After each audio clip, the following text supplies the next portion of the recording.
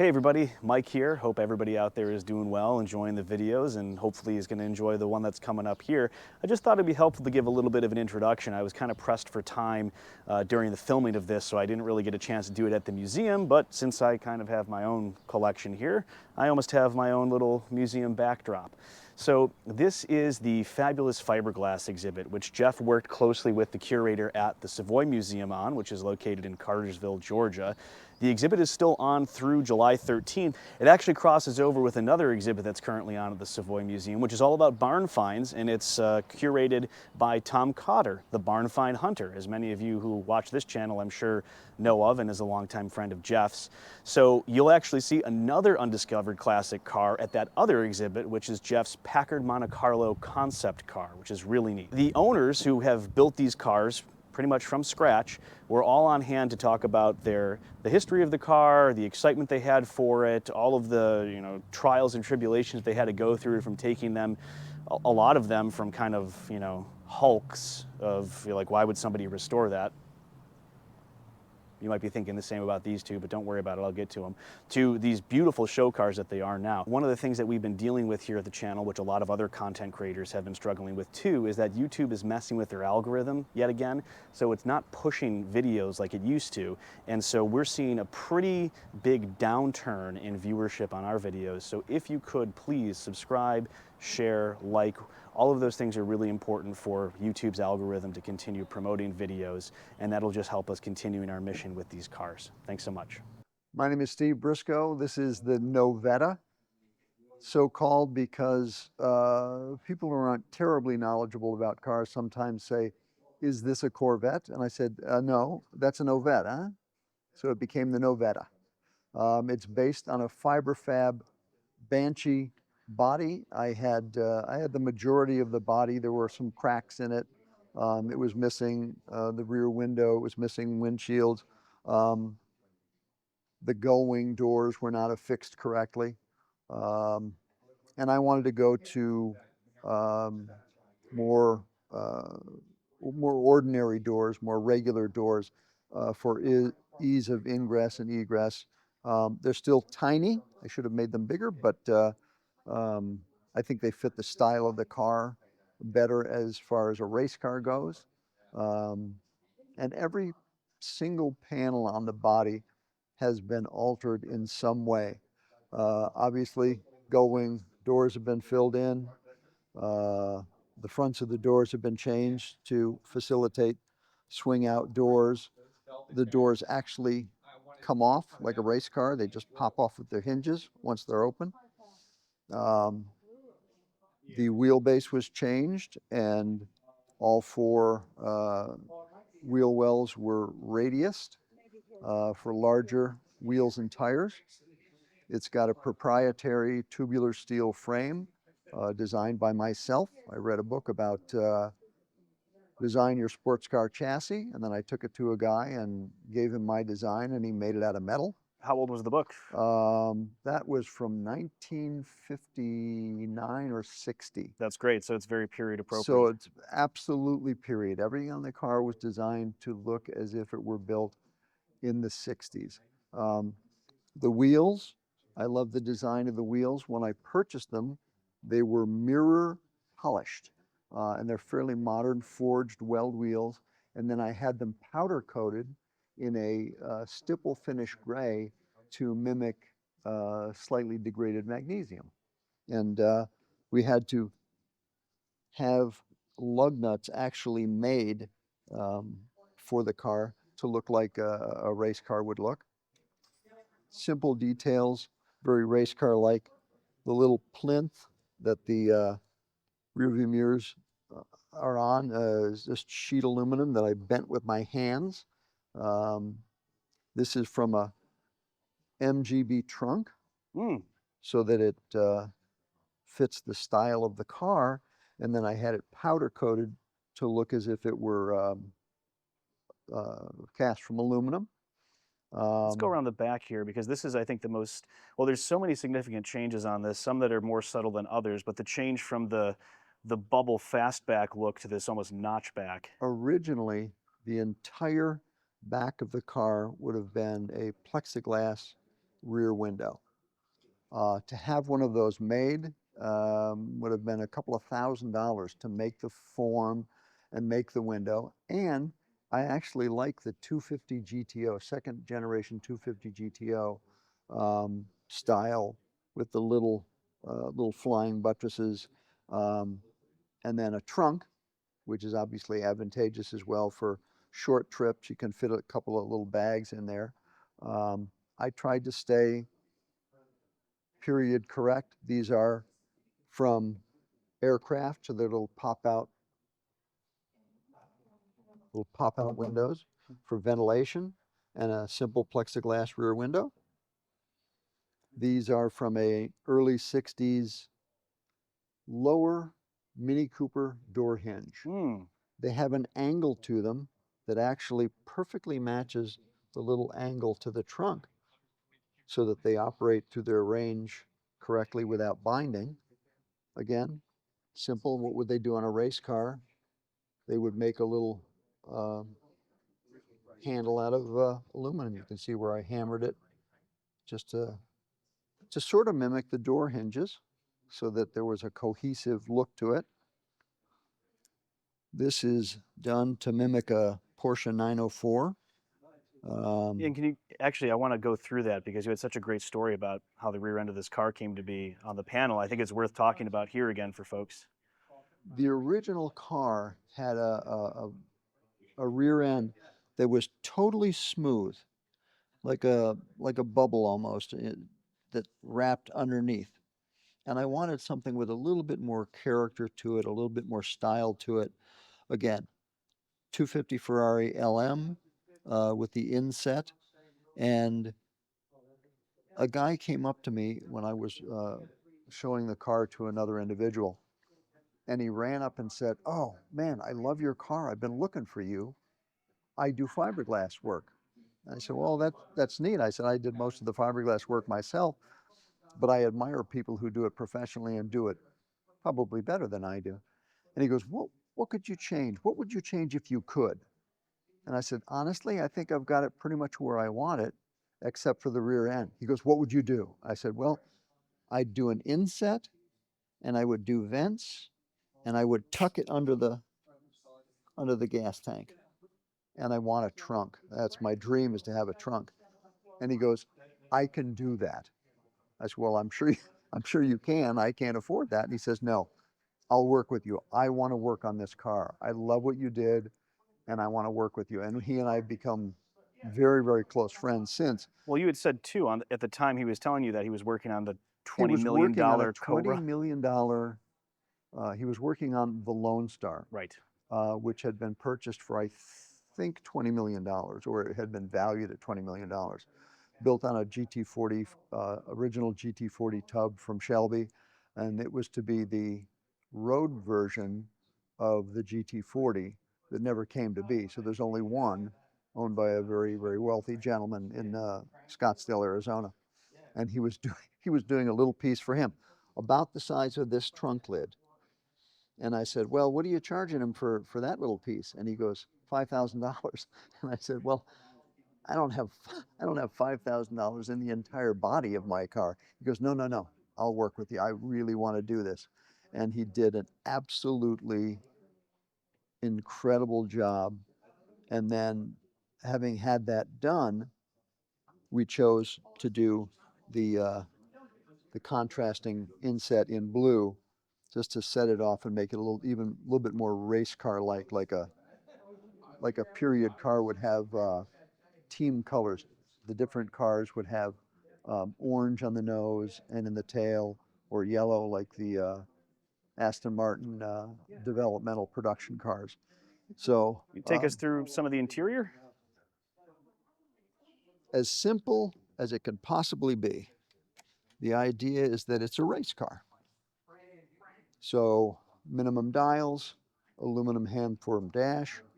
A gentleman came up to me at a car show and said, "I love your car. You need a custom shift knob." And I said, "Well, I like the shift knob I have." He goes, "No, no, I can make you a custom one. What would you like?"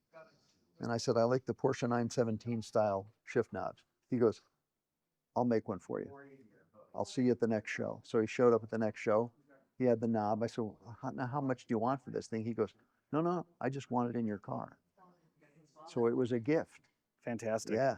And he and I became friends. If you look at the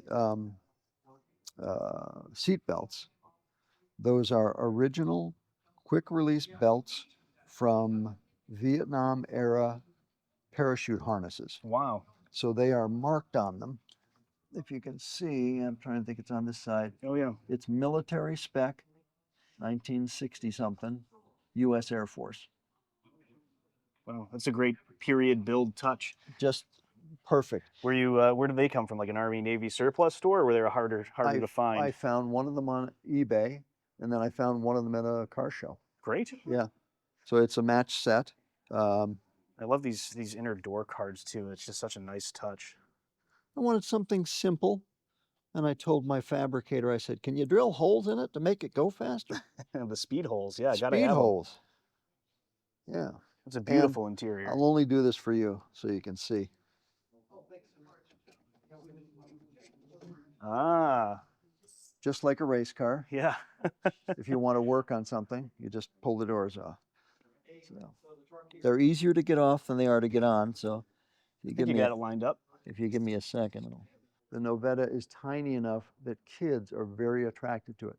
The green and blue colors, the primary colors, and the size, kids just gravitate towards it. That's great. I mean, it's so important that the And next every generation like show- these cars. Every show I have at least a half a dozen kids jumping in and out of the cars. And people say, well, don't touch it. I said, it's a car. Yeah. You Well, that's very good of you. That'll can't only hurt help it. the hobby in the long Yeah. term. Now, we don't have to open the bonnet, but what do you have for powertrain? So it's a 2-liter English Ford single overhead cam 4-cylinder, Okay. hence the single side pipe. It's tuned up, runs pretty hot, runs pretty sporty. But again, lightweight. The engine is here, so it's basically front mid-engine. Mm-hmm. And again, I just love the details on this car, the way the engine looks period. This was taken from the top of a drag racing gasser scoop. I sectioned 2 inches off the top, narrowed it 4 inches, and it Yeah, it really pulls from the fender line. That's families- brilliant. Yeah, it families perfectly with that line. Oh, this is fantastic. You've done So- such a great job. I had a picture in my head, and it's so rare that you can do something that actually looks like the picture that is so well developed in your brain. But I really feel like it turned out well, and I love it. I love it. Drives like a dream. It's got coilovers, adjustable coilovers at all 4 corners, and so it can be softened up for road use, and it's a That's joy. great. Well, thanks so much for sharing it with us, Steve. Well, It's thank you beautiful for car. inviting me. Hey, Richard Brown, 1958 Thor. It's a VW-based special done in the late 50s. It's kind of considered one of the first ones done that was as far as a sports car based on a Volkswagen chassis. I was drawn to this because of the unique shape to it. You know, it has a little bit of a European sports car look, but it still looks like a 50s American custom as far as the hubcaps and the color and just overall aesthetics of it. I acquired it a few years back. It was just a rusty chassis basket case. It was pretty junky, but the Amelia Island Concours d'Elegance for 2023 invited it to the show, so it gave me about 6 months to restore it from nothing. So I got on it, because if you get an invitation only invite from a show like that, you want to make it happen. So yeah, I got down to it, yanked the body off, had all the right people help me, and we got it done. How it originally started was Jerry Ball and Nick Goodman's where two gentlemen that were stationed in Orlando, Florida, they were the ones who came up with, let's build a sports car, because there was um, nothing really around too much that looked like this that was American. So they figured, let's build our own. A friend of theirs wrecked a VW, so they had access to a chassis. So they just started, you know, roughing out a shape. They started with a little model like you normally do, and then they kind of went to sculpting out something full size by hand. They made a bunch of molds, 13 molds it took to make this body. It took them a few years, and finally around 1958 is when they finished it. It's based on a 56 VW Carmen Ghia chassis, 36 horsepower motor in the back. It's got a 36 horsepower motor in the back. The front is no room for luggage, just a gas tank and a spare tire. It's fun. I like that it's a target top too. When I was reading about the history, I didn't realize, and I don't know if yours was modified, but you could take the target top out in two pieces. So it wasn't like a T-top because there was no center bar. Right, yeah. But you could have the passenger covered and the driver open, or vice versa. I know there's a term for it. I forget what it is. But I thought that was a really interesting treatment. Yeah, basically the first T-tops, I guess. Yeah. Without the bar. So right. even more impressive. There was no Exactly. bar for the two I panels. left it off because with it on, it really restricts you seeing the inside of the car. Right. It's a very tiny cockpit. Yeah, and it's kind of, it looks fun as a semi-convertible as it is. Well, that's where all your luggage goes, right? You got This would be it. There's yeah. almost some leg room too if you've got very yeah malnourished legs. For somebody else besides myself, yes. Yes. Well, me included. Right. But I tried to keep a lot of the VW stuff intact to, you know, kind of show some of that. But yeah, it turned out a lot better than I thought. How did you settle on the color? Some of the early photos of this car that I got shows it in a really dark purple. And it took a while to try to decide on a purple. I wanted it to kind of look like a purple they would have chose in the 50s for a custom. I always liked the royalty look of the Crown Royal velvet bag. Oh, sure. Yeah, I can see that. So to make it kind of look like a fiberglass shell, like a gel coat, I went with an Imron paint, and they offered a purple that was exactly this. So it just worked out good. That's great. It's a beautiful car, Richard. You did a lovely job. Great. Thank you so much. So when are you going to do the next one? Oh, yeah. It just depends on which show says what they want next. That's the right answer. I need a deadline to get me working on something else. Yeah. All right. Thanks so much for sharing it with us. Great job. Thank you. I'm Dennis Kazmarowski, live in New Jersey. This is my 1972 Manta Mirage. This car was built by Manta Cars out in California. It came in a kit car form back in the day. It has a 327 Chevy engine hooked up to a Pantera gearbox and a Pantera rear suspension. When these were originally built, they were done with Corvair gearbox in the back and also with a Volkswagen front suspension. This has been changed to a Mustang 2, okay? And then it also has, the original ones came with more of a hoop and a piece of fiberglass back here to make it more of a coupe. This is very much Can-Am oriented. I took this off, added the wing to the back of it.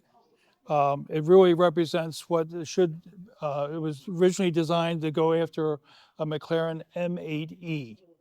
And if you take a look at the interior, you can see the shift pattern that we have there, which is strictly Pantera.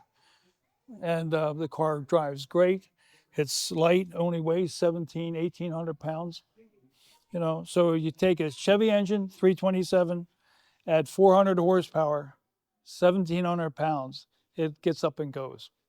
It's been outstanding. It's been a fun car. So are the velocity stacks real, or are those for show? No, they're for show. Oh, yeah, okay. They're absolutely for show, because the whole piece goes back. It adds to the look for sure. It really does. You know, I had just a cover over it, and it looked like it was missing something. So we added those, and it's really a lovely car. It really is. It's the doors are very much, you know, oriented like this. They go up like that. You can see the car's Very wide finished. sill, yeah. Yeah, very nice. You kind of work your butt over here, and then you slide down into the seat, and Now I know you've had and restored what, about 30 cars. So what drew you to this one? I've always liked this design. I really have. I mean, I grew up in the days during the Can-Am series, and I've always wanted a Can. I don't think there's anything cooler than a Can-Am car for the street. And took this, changed it a little bit, added a little bit more in here to it, changed this a little bit, made the door sill down a little further down here. Okay, one of the rockers. This is a little wider than originally came. All right, back done like that. This is a real clean look that's done, and it runs a Lexan windshield for the front. Let's get a look at the back. We've been focused on the front here. Very cam effect to the back. Very, you know, very much a McLaren M8E as how it's done, and it's just a great little car. It's been a lot of fun. It really has been. It's going to a new owner in Florida, and he's wanted one for years. And now he's got, I think, one of the nicest ones you can find. Now, I might be remembering incorrectly or not. Is there a famous TV car that's based on a Manta Mirage? Yes. No, it was based on a Manta Montage. Ah, okay, which was called the Coyote, and that was Hardcastle and McCormick. That's right. That's right. Yeah, Now, Hardcastle and McCormick. I can't quite picture that. Is it a similar body style to this? Kinda, yeah. It had. They were both built by McLaren. Okay. And this was a copy of the McLarens. What kind of condition was this one in when you picked it up? Not bad. Not bad at all. You know, it was just needed some detailing here and there, a little bit of change here and there. I added the wing to it. You know, I added the stacks. I changed the doors a little bit, just made it a little bit more user friendly. You know, it was, you know, these cars are not the easiest to get in and out of sometimes, but this really turned out nice. I'm really happy with it. But, you know, you have to sell something to bring something in. So I got another car coming that I'm all excited about. Of course. Now, was it already painted like this in this condition, or did you repaint it? No, I repainted it. So did you have a specific design inspiration for the color scheme? The color scheme was as it is. Okay, I just redid it. You know, the blue was starting to fade. Mm-hmm. You know, so we redid all that, and I love the scallops in the front, and so on. It's Chrysler Hemi Gold, which is a very pretty color for it. Awesome. All right, let's go see the other car you've got here. Okay, this is my Jaguar XKC. This was originally called, we've called it several different names. We called it a Jaguette. It's a fiberglass XKE body on a C2 Corvette chassis. So consequently, XKC instead of XKE. It came from California. It was originally built by a gentleman, D.L. Baker. D.L. Baker had the car. He had just some flares. The car was not as smooth as you see it now. I wanted a real Coke bottle shape to it. I took the flares off the front. I took the flares off the back. I made these flares that come in. You can see the Coke bottle effect, the Coke bottle look to it. I added a single roll bar that is done.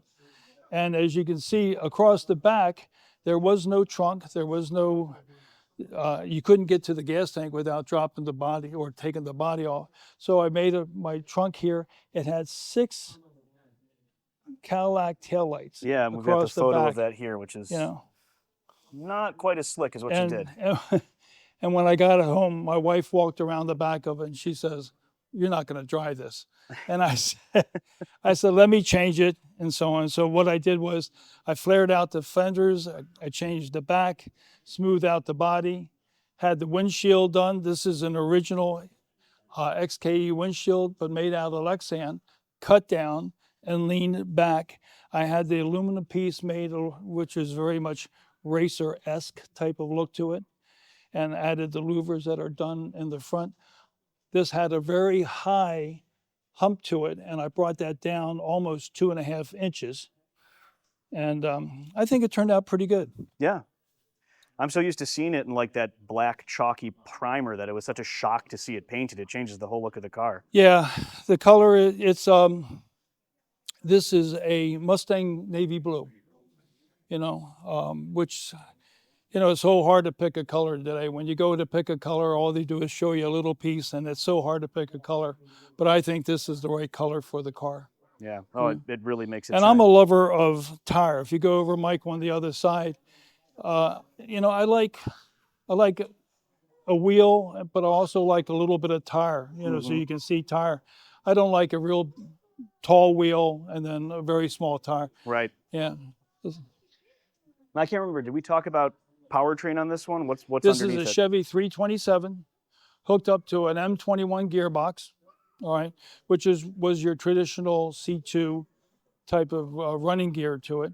It's all Corvette underneath with a fiberglass body. The body is a little smaller in wheelbase because of the chassis is a little different than the XKE. So we put it on this, and it turned out pretty good. Yeah, fantastic. Now, is this one you're holding on to for a little while, or do you have people eyeing this one? I want to drive this. I want to take it out, and I want to enjoy this. I got a lot of time and a lot of effort in this to make it what I wanted, what the vision that I wanted to see. So we're going to keep this for a while. Good. Yeah, you definitely took it to the next level compared to the pre-photos. I mean, it's a whole different car. I mean, you still obviously kept the spirit of what the design intent was, but you just made some really great improvements. This was built in the early 70s originally. D.L. Baker did a very nice job, taking it to the level that he wanted it. And then when we got it, we just changed it around a little bit and made it ours. So. Awesome. All right. Thanks a lot, Dennis. You bet. Thanks. My name's Carl Schutz. I'm from New Jersey. It's a replica of a Lola Mark 3B coupe.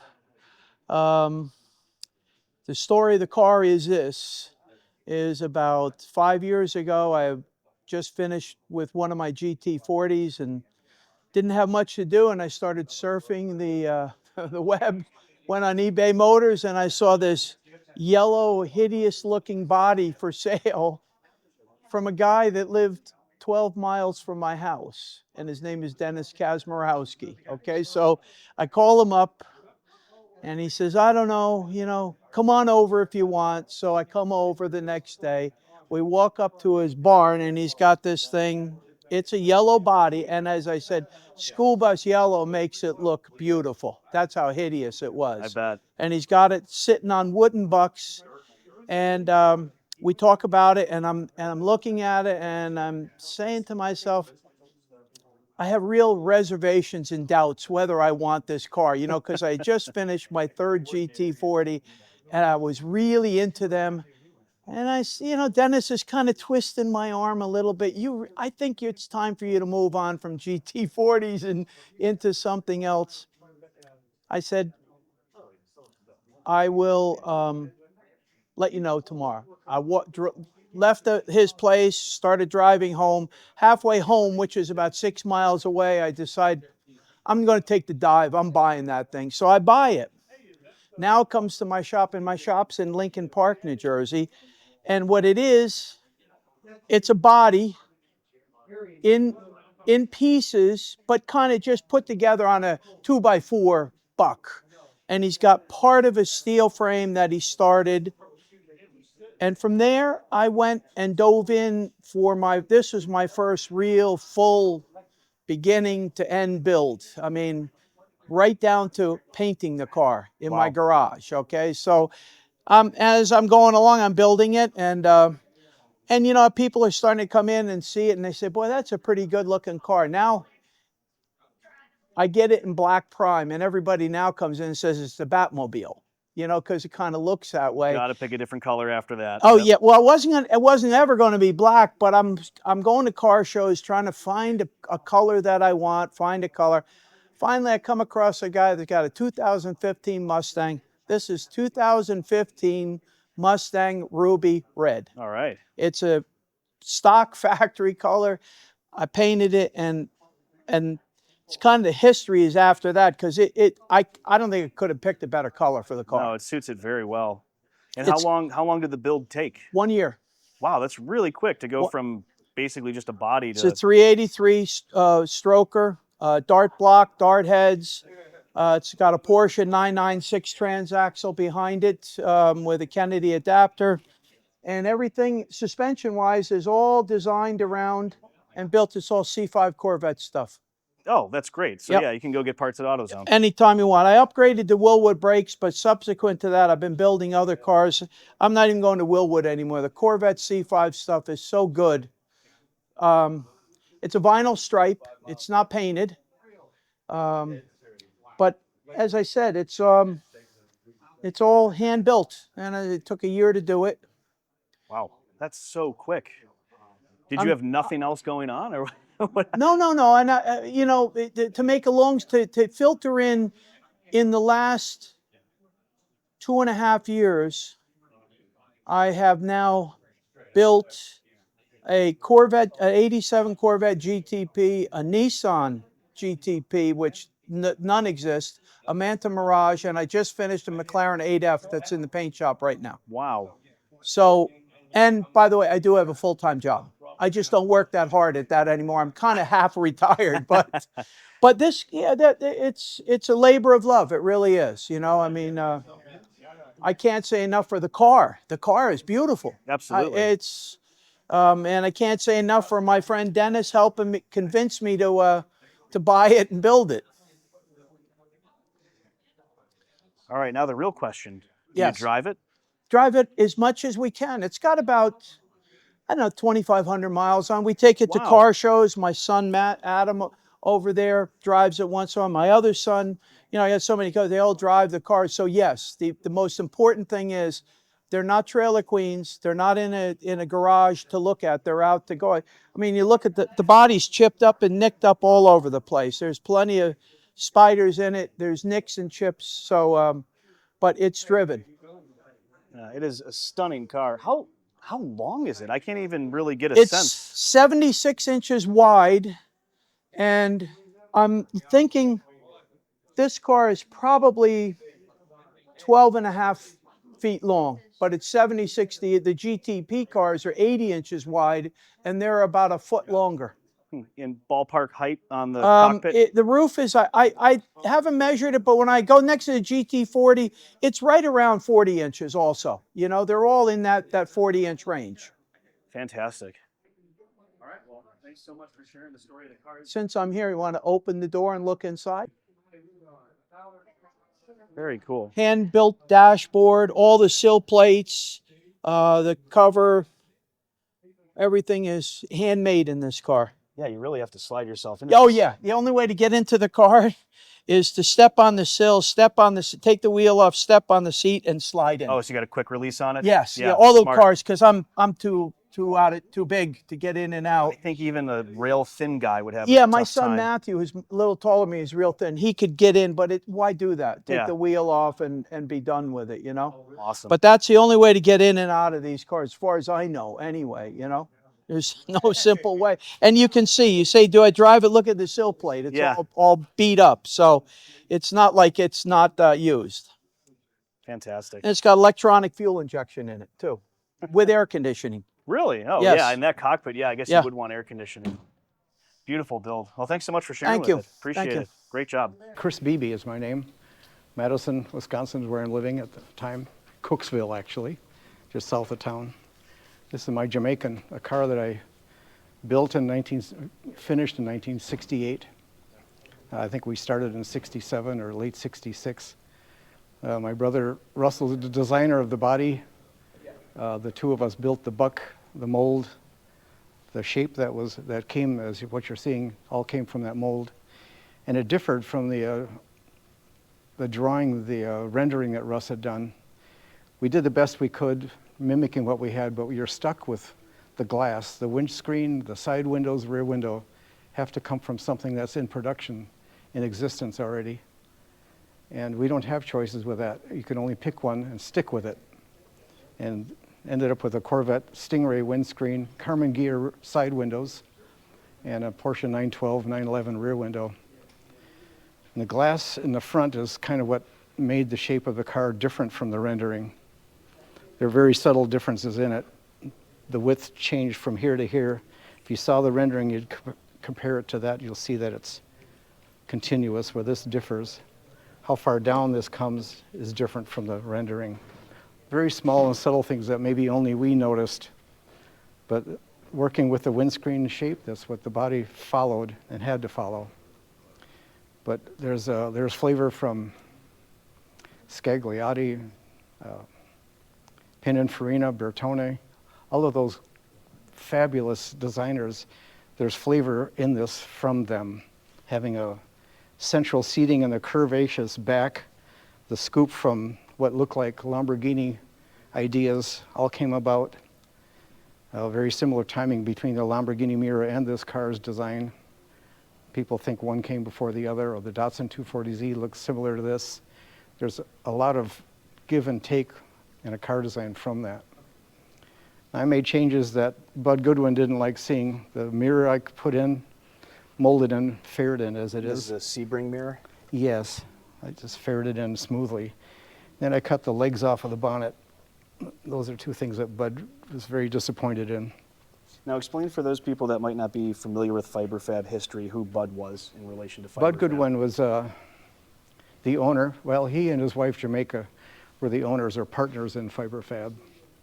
John Hebler was part of this scene also. The three of them made Fiberfab as we knew it. And what do I say from here? John made a very big mistake in having the freedom to make the mold for the Banshee Caribou. And he changed the shape of the car that we spent so long on. Rusted, I think, the most beautiful car with the Banshee Caribou as a rendering. And John's flavor that he put in was so different from what we had expected. We were very disappointed, angry actually. And he wasn't able to be fired, so John left on his own accord because Bud and he did not make any agreements between what had happened with the Caribou. The Caribou was, I think all of Russ's talent went into that car. And because it didn't get fulfilled with the production of that vehicle, we had a chance to do this one ourselves. So the body, the mold, all of it came about total freedom with us making this. So this is the first one off of the mold. I sprayed the glass myself. I put metal tubing in where I thought it needed it and required it. Yeah, can you show us where the metal tubing went? I put one at the tail around the glass, and one around here. And then so were subsequent Jamaicans that were put out for anybody else to build? Was that a recommendation? I had no idea what others had done or asked for. People could probably ask for whatever they would care to, depending what chassis you were attaching this to. The difficulty comes in, you can make a body, you can make a fiberglass shell for something, but you have to have the third dimension to make a door that has solidness to it, and that has to meet a frame, that has to meet a chassis. That's where the complexity comes in. Before I forget, my understanding is that, and I think you mentioned it, so Bud's wife's name was Jamaica. Did you guys have a different idea for the name of the car, and how did that ultimately come to be its moniker? Well, let me tell you some history here. We lived in Milwaukee at that time.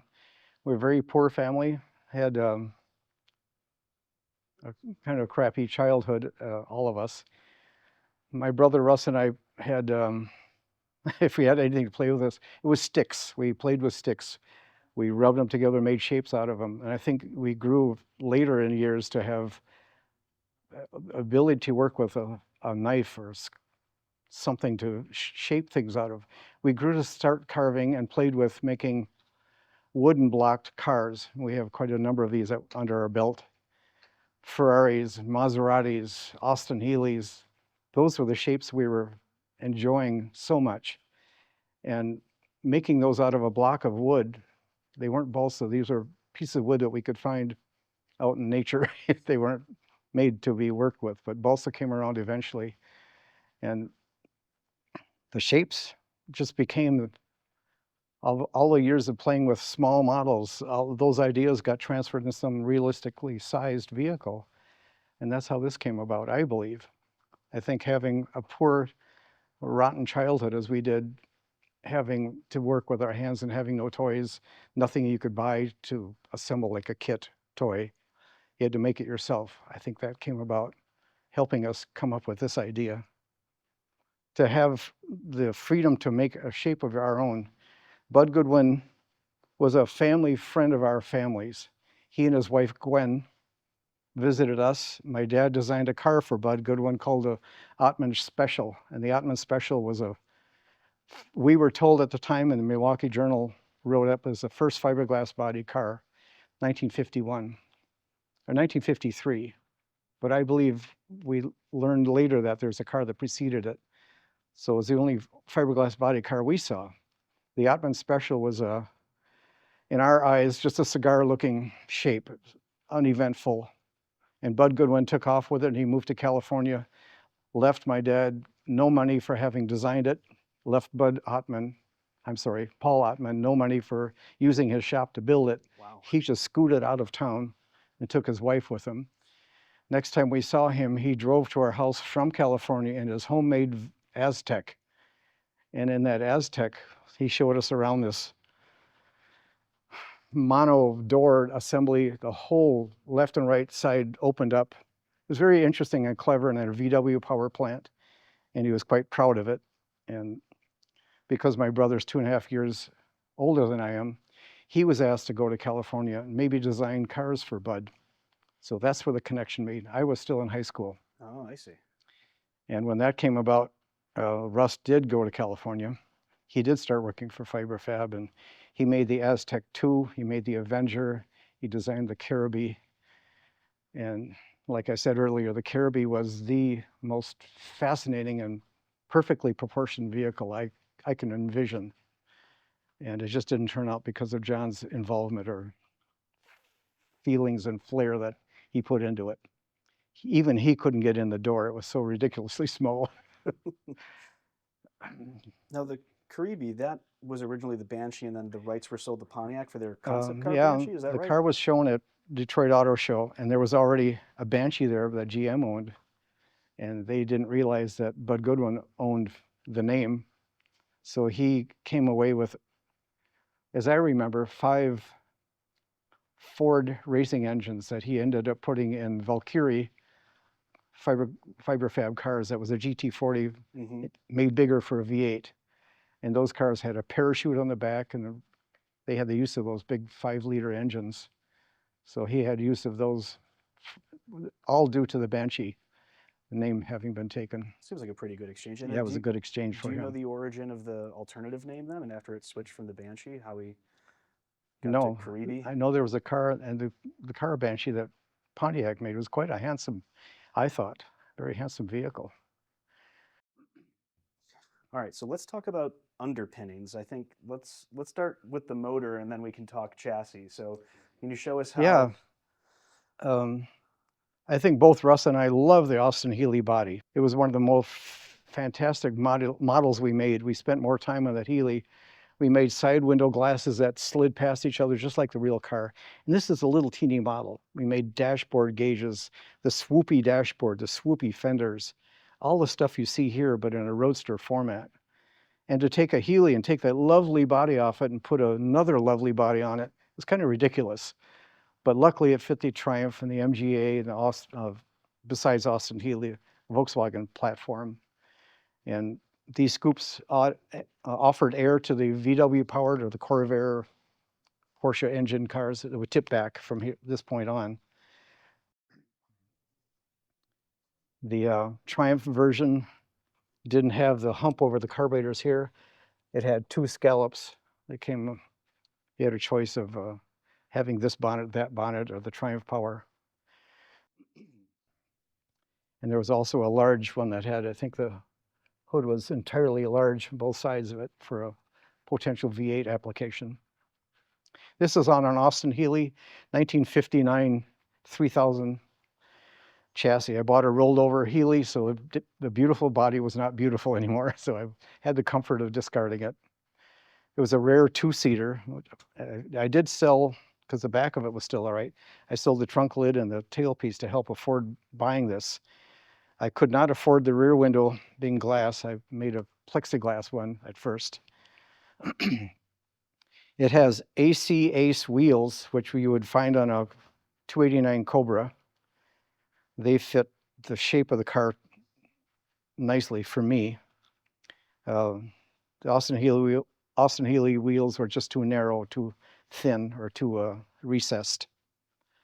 And I use Fiat taillights because they fit the shape to me, very Lamborghini-like. The Bohemian Club badge is there. Yeah, you were telling me the story about that earlier. Can you tell it again? Yeah. It's really interesting. As kids, my brother-in-law would come home with the cheapest beer known in Wisconsin, Bohemian Club beer. A little six-pack would come, and every metal can had 2 labels on it, and we were able to cut out those labels, and we put them on our bicycles or wagons, wherever, on our refrigerators. It became a club, so the Bohemian Club came about just by the tin can. So all of our cars still, even today, have a Bo badge on them somewhere. And this car has 3 of them on it. They've had it on since I built the car, so it's part of the tradition. Can we see under the hood? Yeah, let's see if that works. All right. You know where the release is, so. Yeah. I'm the release. Yo. I can do it from one side, not the other.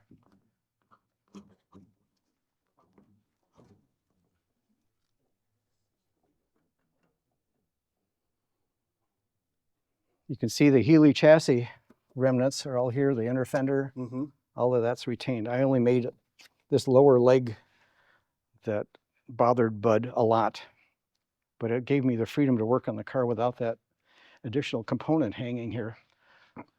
Oh, he wanted it to actually be one piece all the way to this. It was originally designed that way. Oh, I see. And I cut that off, much to his displeasure. Oh, here's another one of your Bohemian Club stickers. Yeah. It makes for a great tool shelf, though, as you're working on it. You know, spark plugs. Yeah, the battery's on this side. This is hollow. But that side has the toolkit, the jack, and so on. Oh, really? Kept in there. Go over there and take a look. I had to have the radiator be lower to fit the lower nose piece, and that poses problems with cooling, so I used a Volvo expansion chamber to retain the liquids and have it be kept low as it is. Oh, that's clever. And now, I think you were saying earlier this hadn't run in 50 years? I was in an accident arriving from California to Wisconsin, and it tore the undercarriage, it tore the exhaust system off the underside, and it cut the fuel tank. And I put a temporary tank in it that was a bad choice, but I did that, and I'm very sorry for having done it. It leaked a little bit. It didn't have a gauge. It was just a bad tank. And to gain access to it was terrible. So I set the car to the side because of it. It's under here. And to get to it, all access is done over the seat backs. And we spent a good part of the summer replacing that tank with something smart. A new fuel pump, new fuel lines, everything. Rebuilt all the brakes. So it hadn't run in 50 years in 3 months. All that time sitting in my shop, I built a shelving unit that covered from here forward, and the car was protected from there forward all those years. Then I moved foreign car specialist from Madison to where I am now, south of Brooklyn. And I pulled it out of there and saw it for the first time outdoors, pushing it around. And now 5 years later, here it is, an operable car. And it's quite pleasing to have it work under its own power. And the color, I think I'd asked you earlier if it was a factory color from a different car, but what's the story on the color? I mixed it myself. Somewhere in our family is Native American, and I tried to have this be as natural as I could, not have it be brown, but not red, not anything. I had at a car show last September, and a woman approached me asking, "What's the color?" And I was telling her, as I just told you, and she said, "It looks like dried blood." And her very next sentence says, "Where'd the name come from?" Jamaica.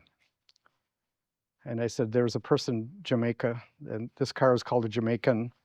It's because Jamaica was killed by the owner of Fiberfab, and he tried to get a leniency from the court system by offering her name into a car. It didn't work, but that's how the name came about. So in 2 questions she came up with, literally. Wow. Wow. I said, wow, this is tough to answer, but here's how it happened. Yeah, I mean, I knew Fiberfab had sort of ended in that tragedy, but I didn't realize that was the origin of the name. It's a little bit dark, but really It interesting. is dark. I'm sorry that it always comes out. Now that we've covered the outside and the design inspiration, let's talk about the interior, if we can open this up. Well, there's no inspiration from anything you'll see inside. Well, simplicity is inspiration. Yeah, the dash is pleasing to me. You could have it be right or left-hand drive with this dash makeup, moving the gauges around, flip-flopped exactly, mirror image. I like the door cards. Cardboard, cards, exactly. And is this, oh, I think oh, this is just So the just door a pull handle. handle, Okay, got it. yeah. Because I've seen those things, I forget what they're actually called, where you actually have this tied to the glass, so you pull down to pull it up, so there's no window mechanism crank. Right, You had like yeah, the strap. yeah. I thought that's what that was at first before No, I it's saw not. the actual operator. And this is pretty much largely unchanged, right? I mean, the whole It thing is. is practically That's how original. I did it in '68, and it still looks the same. And now remind me, I think you might have said what the door glass was from, but it's from a production car too, right? Volkswagen Carmen Ghia, Right. very lovely shape, and that's what allowed us the key to make this the shape we have ended up looking like. The whole car is based on available glass, what's available when we're driving around. A person could buy this, order it, however it might come out. We were stuck with Stingray as the closest we would wish for, but the mirror hadn't come out yet. That windshield would have been wonderful. It might have been a little bit pricey though to You bet. have builders grab Yeah. a mirror windshield. Yeah, but the height difference from here to here would have been wonderful for this shape. Yeah. If you look at the drawing, you'll see that it's more mirror-like than this car looks. So if I can ask, I don't know, maybe there's not a reason for it, but why no Fiberfab badge on the front? Back then, we didn't have one. Oh, good reason. The double F came about maybe during this. I was never all that in favor of the design. We weren't part of that. I see. Did any of there was no script for the models though, right? I don't think Fiberfab had like a Jamaican script or a Caribbean script, right? No.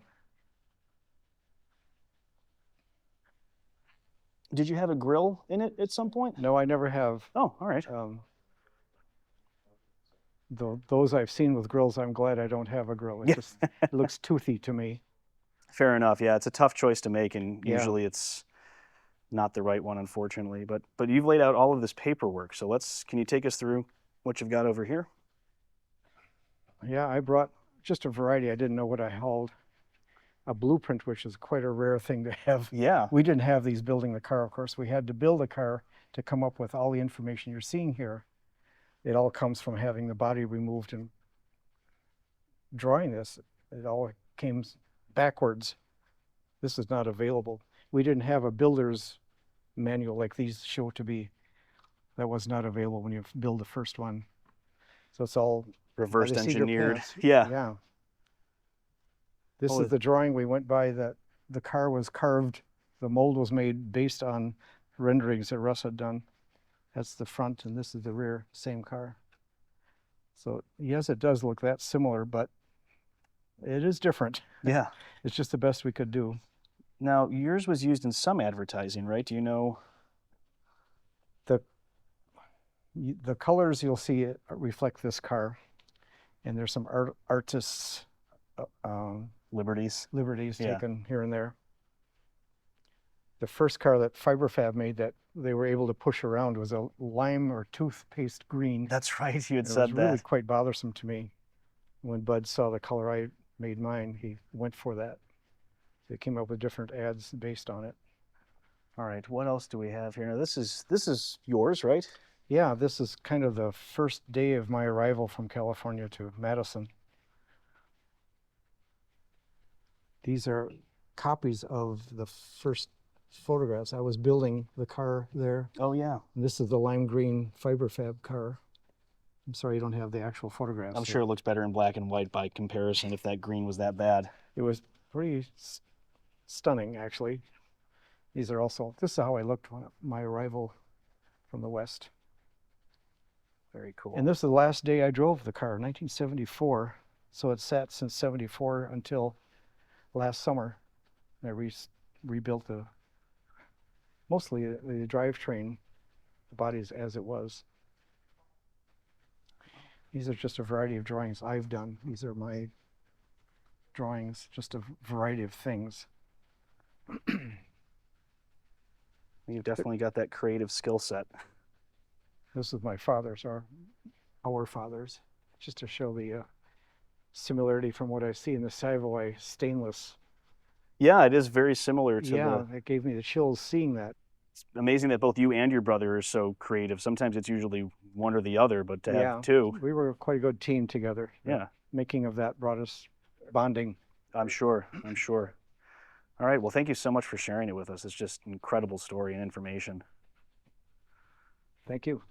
As I mentioned at the start of the video, two of the cars didn't have their owners present during the exhibit, so I wanted to make sure that they were included here at the end with some still photos and some history of each of them. The first is the 1969 Amante GT. Originally, it was called the Gazelle by Habina Plastics of Santa Clara, California. The company founders and designers, John Hebler and John Ubina, modeled their car on some of the finest Italian-designed sports cars of the 1960s. The Gazelle stood only at 44 inches tall, and engine choices included VW, Porsche, or Corvair. The body had a steel roll bar, side bars, and other body-mounted reinforcements that were molded during the assembly process, showing itself to be a well-thought-out automobile of high quality. The company that produced the Gazelle, Habina Plastics, was located close to Fiberfab, one of the largest players in the fiberglass sports car body business in this era, and the location would ultimately prove to have a positive impact on their success. Putting together the design, molds, advertising, and publicity was no short order for a small organization, but only after about 3 to 4 months they were up and running and had sold about a dozen cars. 1969 wasn't a year that was great for most businesses across America, though, since there was a nationwide recession. Habina, as with most companies, was negatively impacted, but luck would soon be on their side. Coincidentally, Bill Vogel had just graduated from Berkeley in the summer of 1969 with a degree in mechanical engineering. Approaching his mid-30s, Bill was a sports car enthusiast and was intrigued by the idea of building your own sports car. He originally started working for Fiberfab with plans on becoming one of their engineers, but after a few weeks there, he found reason to leave. One of those reasons was the high-quality work he saw being completed on the Gazelle at Habina Plastics just down the road from Fiberfab. Impressed by the product, quality, and design, Bill received financial backing, and as he shared in a recent interview with us, quote, he became his own General Motors. He asked Hebler and Ubina to stay on with the company, but that made several small but impactful design changes to the car. These included strengthening several structural parts in the car, as well as retooling the molds to move from single to dual headlamps. He also developed several different styling options for rear quarter windows. The last and most impactful change he wanted to make was the name of the car. In his own words, quote, I felt that the word Gazelle didn't roll off the tongue well. I chose the name Amante because to me, it represented what the car was to me. I chose it because I was told it meant lover or mistress in Italian. I was in love with the car's design, and I was determined to make it special and make it a legitimate automobile. By the end of 1969, sales had started to increase, but they were ready for more. They significantly expanded their publicity and ran full-page ads in Road and Track, Car and Driver, and other automobile magazines.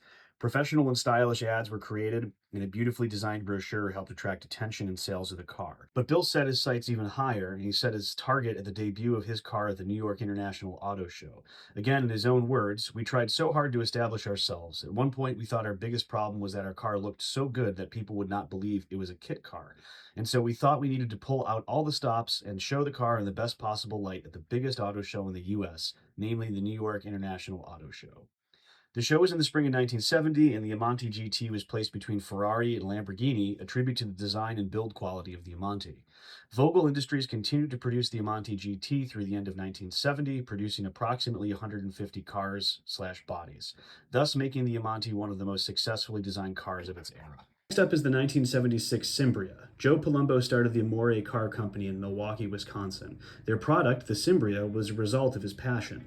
With styling derived from Richard Oak's Nova, also known as the Sterling, gull-wing doors, and a versatile package, it was sold successfully for almost a decade. The Cimbria was designed to bolt to a full-length VW Beetle floor plan with a few modifications. The company claimed the car could be built in 120 hours. The kit came in basic package for use with VW parts and a deluxe kit with pre-assembled components with only the drivetrain left for the owner to mount onto the chassis. Over the years, the Simbra's original style evolved, growing all sorts of grills and intakes in various locations on the body. The Mangusta-style rear hatch gave way to a Corvette-style buttressed look with a flat deck lid giving access to the motor. The Amori Car Company folded in the mid-80s, but Palumbo stayed in the business making a replica of the Koning car called the Elkido KO. The Cimbria also continued on, called the Nerea, and it was made by a manufacturer of yachts. A version of it is also sold in the UK as the Eagle SS and is still produced to this day.